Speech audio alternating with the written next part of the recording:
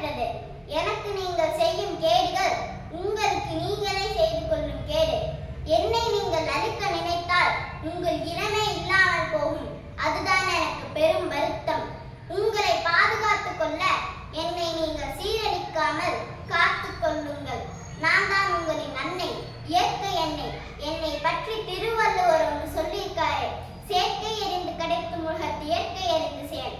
இயற்கையை பாதுகாப்போம். நன்றி.